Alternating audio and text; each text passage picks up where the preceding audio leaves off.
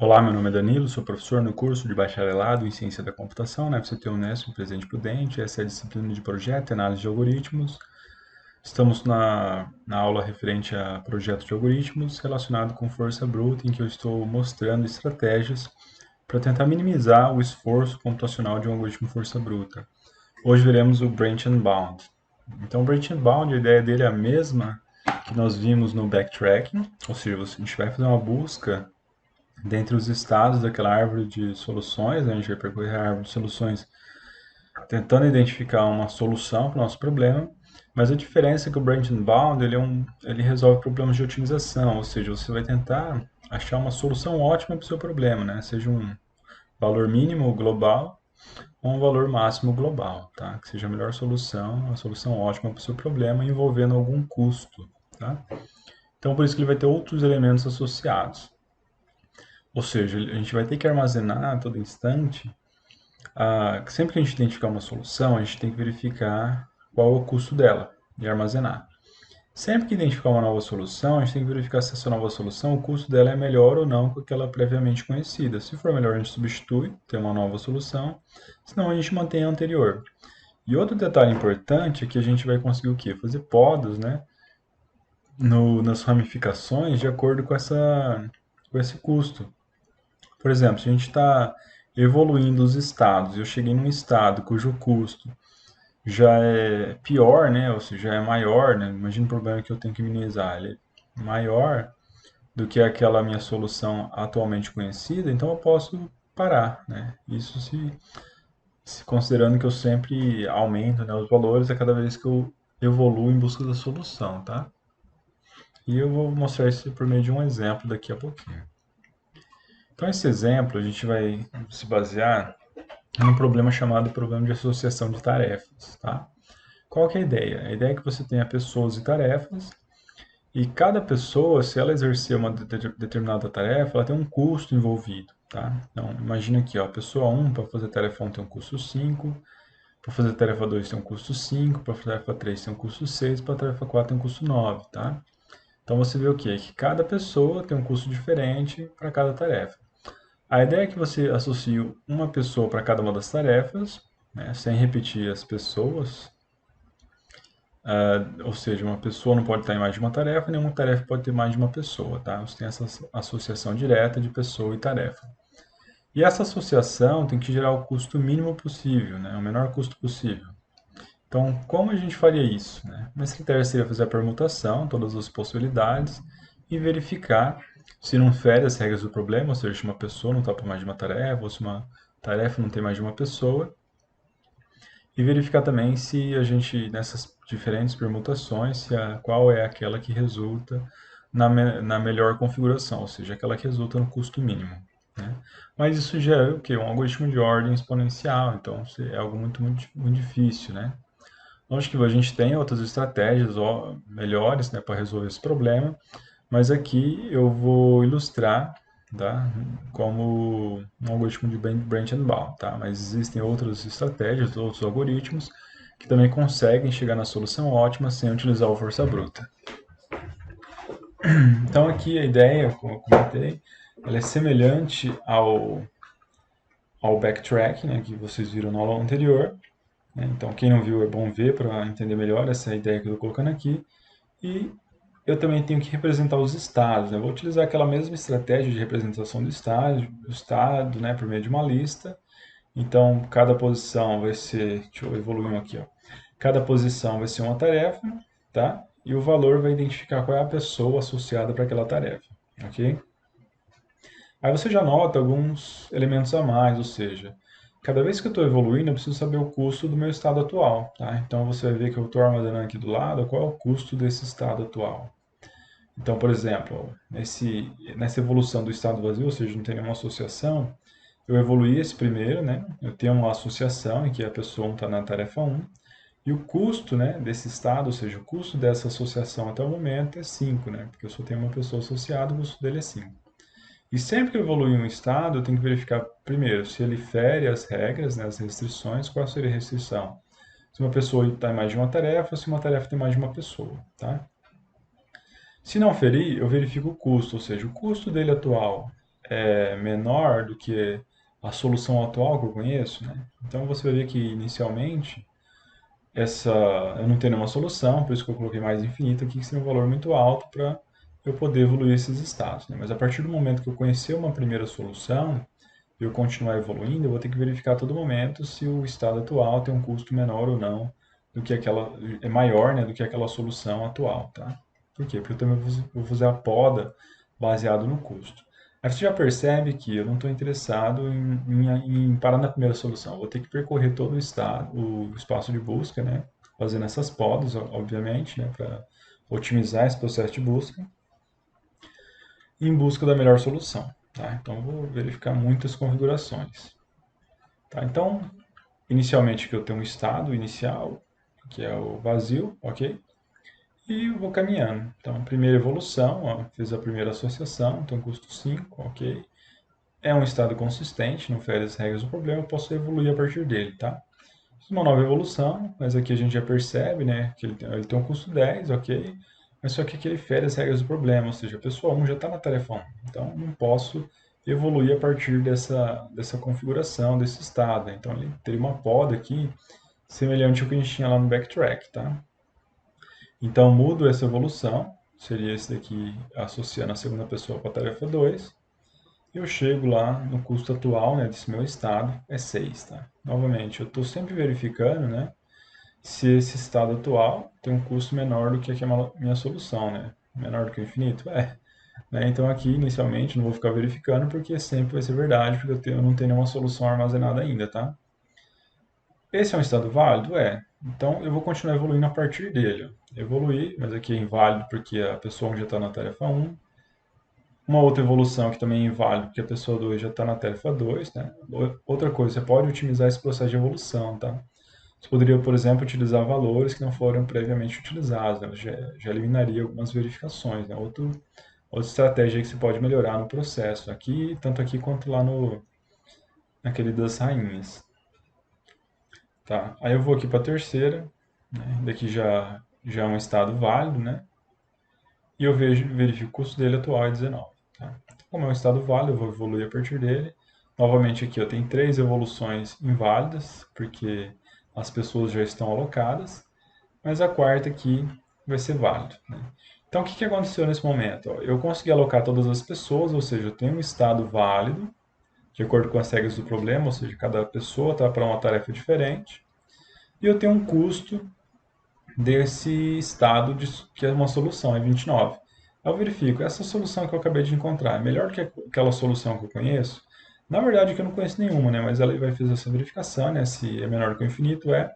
Então ele substitui, ou seja, o custo da solução atual, custo da nova solução, como essa nova solução é melhor, ela vai ser então a minha solução atual, né? Então eu armazeno o estado dessa solução atual e o custo dela, tá? Então agora ela que vai ser a referência para todas as outras verificações que eu faço.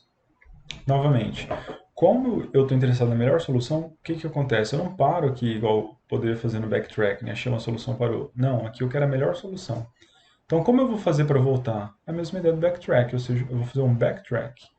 Então, aqui, como eu não tenho mais para onde evoluir, eu vou fazer o backtrack para um estado em que eu possa evoluir. Tá? Então, você percebe aqui, estou fazendo backtrack, eu fui para aquele estado em que eu tinha 2 pessoas alocadas, né? E eu vou alocar agora a terceira pessoa, que seria o quê? Agora, a pessoa 4 que vai para a tarefa 3, tá vendo? Em uma etapa anterior, era 3 na tarefa 3. Fazendo backtrack, pegando esse estado em que essas duas estavam alocadas e evoluindo, agora eu vou o quê? Para uma configuração em que a tarefa 3 está com a pessoa 4, tá? Nesse momento, eu verifico o custo do meu estado, ou seja, o custo atual dele é 20. Como ele é inferior à minha solução atual, então eu posso continuar evoluindo a partir dele, né? Ou seja, pode ser que eu ache uma solução ótima em relação a essa. Faço a evolução, vai ter duas configurações ali que foram inválidas, né? Mas agora eu tenho uma configuração válida e eu posicionei todas as pessoas. Nesse posicionamento, qual que é o custo do estado? É 23, tá vendo? Ah, tá. Então aqui, 23, tá? Aí, como é uma solução, eu verifico, ó, a minha solução que eu estou querendo propor aqui, né, essa nova solução, que indica essa configuração aqui de pessoas e tarefas, ela é melhor do que a solução atual? Sim, né? A solução atual tem custo 29, essa tem um custo 23, vou substituir, né? Então agora essa é a minha solução atual e que tem custo 23, né? Esse agora é o valor de referência. Como é que eu não tenho mais para onde ir, eu faço o backtrack, né? Ah, na verdade ele tinha mais uma opção aqui de verificação, mas vai ser um estado inválido, tá? Então vai ser um estado inválido, né? Porque a pessoa 4 já estava associada com a tarefa 3. Agora sim ele vai fazer o backtrack, né? Faz o backtrack, aqui não tem mais para onde ir. Fez o backtrack aqui, ele também não tem mais como associar ninguém para a terceira tarefa. Então faz um novo backtrack, que é lá para aquele estado em que só a primeira pessoa estava associada. Agora, a segunda tarefa vai ter associação com a terceira pessoa, tá vendo? Então aqui eu associei custo 10 dessa associação atual, verifico. Esse custo é menor do que a minha solução atualmente conhecida? Sim, então eu posso continuar evoluindo. Aqui é um estado inválido, aqui é um estado válido, né? A solução custo atual 14, e vou fazer uma evolução a partir dele. Então, fazendo a evolução, eu posso a associação aí da pessoa 4, né, para a tarefa 4, e eu tenho essa configuração. Essa configuração, qual que é o custo atual dela? É custo 24. Então, eu vou verificar. É uma solução válida? Sim. Verifico lá. A solução atual que eu conheço tem um custo 23. A nova solução que eu estou querendo propor tem um custo 24, ou seja, ela é pior do que a solução atual que eu tenho. Então, ela é descartada, ou seja, eu não vou atualizar e eu mantenho aquela solução anterior. Tá? Feito isso, ele vai fazer o retrocesso até aquele ponto em que ele consegue fazer uma nova evolução. Né? Fez a evolução, ou seja, colocou a pessoa 4 na tarefa 3. Mas o que, que acontece? Ó? Quando eu faço essa evolução, o custo atual, né, da minha solução é 24. E com esse custo 24, eu já estou em um estado, né, intermediário, e esse estado intermediário ele já tem um custo maior do que aquela minha solução ótima conhecida. Então, o que eu vou ter que fazer? Eu tenho que podar. Por quê? Porque qualquer evolução a partir dele vai, com certeza, resultar em um valor superior, né, de solução superior àquela que eu já conheço. Tá? Então, aqui é uma das diferenças quando a gente observa o backtrack. Por quê? Porque ele também poda baseado em custo. Tá? Porque ele está procurando otimizar esse processo em busca da melhor solução, no caso, a solução ótima relacionada ao custo da solução. Tá? Então, feito isso, ele vai podar, vai ter que fazer o retrocesso até um ponto em que ele consegue evoluir. Né? Então, nesse exemplo aqui, ele coloca a pessoa 4, né, na tarefa 2, o custo dessa configuração é 14, e ele faria em várias outras, tem outros exemplos aqui, né? Se a gente fosse continuar, seriam várias evoluções, né? Não caberia nem na tela aqui direito, mas eu acho que já deu para vocês compreenderem como que é esse processo de evolução do Branch and Bound, né? Tanto o o processo de evolução é semelhante ao backtracking, né? Mas a gente tem agora esse elemento de custo, né, que pode resultar numa poda, além daquele elemento do backtracking, que é a poda com base na consistência dos estados. Tá? Então aqui, suponho que eu fiz várias evoluções, né, com vários estados, fazendo vários retrocessos em busca da solução ótima. Até que eu cheguei nessa configuração aqui, em que a pessoa 4 está na tarefa 1, a pessoa 2 tá na tarefa 2, a pessoa 1 está na tarefa 3 e a pessoa 3 está na tarefa 4. Então, cheguei nessa solução, ele vai substituir a minha solução que eu tinha previamente, porque essa é a solução ótima para essa configuração de problema. Tá? Então, com isso, né, dadas essas várias execuções aqui em busca da solução, ele vai em algum momento chegar na minha solução ótima, que tem custo 13. Tá? Então, é assim que funciona a ideia do algoritmo de Branch and Bound. Aqui também tem o pseudocódigo, a mesma ideia que a gente tinha lá no backtrack, tá? Mas a diferença é que a gente tem o quê? Um custo envolvido, né? Então, esse custo aqui é o custo da melhor solução. Então, você vai reparar que você também tem aquela fila, né? Para fazer a evolução dos estados. E você tem um B aqui que ele armazena tanto a solução ótima aqui quanto o custo dessa solução ótima. Tá? Então vamos passar aqui passo a passo. Primeiro a gente retira uma configuração inicial, né? No meu exemplo seria o vazio, e a partir dele ele faria uma expansão, né? Que aqui é aquela expansão igual a gente tinha lá no backtrack. Para cada uma dessas configurações, ou seja, para cada um desses estados de expansão, novamente indicando aqui que não é recursivo, é iterativo, por isso usa fila, e ele está fazendo uma expansão em largura, tá? Então a gente já tem vários estados aí no segundo nível, terceiro nível, ele sempre vai fazendo por nível ali na árvore de busca. Então, para cada uma dessas configurações, o que ele primeiro verifica? A consistência. É um estado válido, né? Fere as regras do problema? Né? Então, ele verifica isso. Se for válido, ele vai verificar, é uma solução? Se for uma solução, ele verifica o custo da solução é melhor do que a solução atual que eu tenho, que está armazenada em B, né? Note que inicialmente ele não existe nenhuma solução e é o mais infinito, né? Como eu ilustrei para você, ou seja, é um valor muito alto. Então ele verifica se o custo da minha solução atual é melhor do que aquele custo armazenado em B, né? Que é onde está armazenada a minha solução. Se ele for melhor, o que ele faz? Ele substitui a minha solução atual, tá vendo? Ele coloca um novo custo, que é o custo atual, e indica qual é o estado de solução. Aí agora o B está armazenando a nova solução. Agora, se é uma solução, mas o custo dela não é melhor do que aquela solução que estava armazenada em B, o que ele faz? Ele descarta, ou seja, não vai atualizar. Agora, se não é uma solução, ele verifica, é um ponto sem saída, não tem mais o que fazer, vai descartar. Então não é solução, não tem mais para onde ir, vai descartar. Caso contrário, o que é verificado?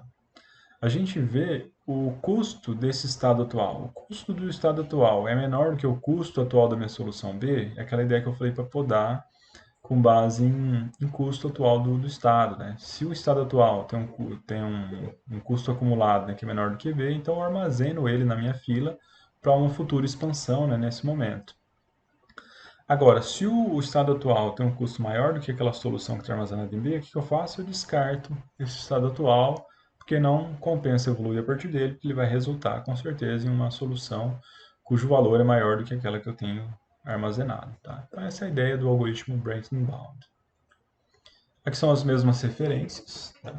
Vocês podem consultar, além daqueles outros livros que tem na ementa da disciplina, tá? No programa de ensino.